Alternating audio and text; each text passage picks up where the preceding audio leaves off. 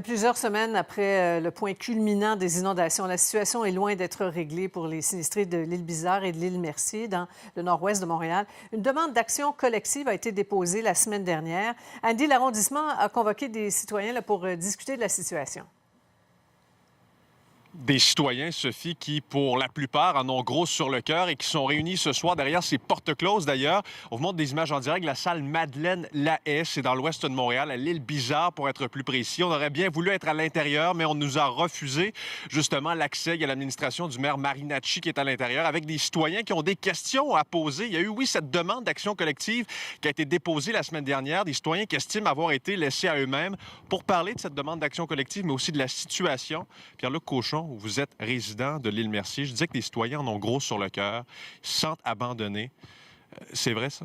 Oui, bien, après 2 ans, un événement identique, les gens s'attendaient que la ville soit mieux préparée que ça aux événements, puis les gens ont trouvé ça goroché, non préparé, mal planifié, donc les gens ont un peu de frustration, puis ça se démontre là, par le fait que certaines personnes ont fait une action collective. Là. Qu'est-ce qui aurait dû être fait comparativement à 2017? Là? On n'a pas appris. Qu'est-ce qu'il aurait fallu faire pour que la situation soit meilleure, finalement? Bien, identifier les besoins sur le terrain là, plus spécifiquement que général. Être un peu plus d'avance, comme les autres municipalités l'ont fait là, voisines.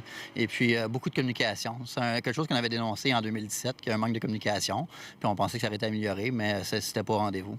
Croisé le maire Marinacci tout à l'heure avant qu'il entre. Il ne s'attend pas à un règlement de compte. Lui dit que ça brassera pas ce soir. Mais c'est tout un tout autre état d'esprit qu'ont la plupart des citoyens qui rentrent ici en disant que c'est quasiment la guerre pour eux, en disant là, on va lui dire dans le blanc des yeux ce qu'on pense parce que c'est nos maisons, c'est l'investissement d'une vie. Oui, les gens qui viennent de vivre l'événement, puis ils n'ont vraiment pas apprécié ce qui s'est passé puis la façon que ça a été géré. Donc, ils ont beaucoup de frustration, puis ils voulaient rencontrer les gens d'une certaine rue là, spécifique. Puis ces gens-là, surtout, ont été frustrés là, des événements. Cochon, merci beaucoup. Merci. Donc voilà, j'aurai bien sûr, Sophie, pour vous présenter ce soir, TVA 22h, une entrevue justement avec le maire Marinacci qui a commenté pour la première fois et qui est revenu sur cette demande d'action collective, lui qui avait jamais retourné les appels de mon collègue Yves Poirier là, la semaine dernière suite à cette demande-là. Alors ce serait intéressant de l'entendre, je vous rappelle, TVA 22h ce soir.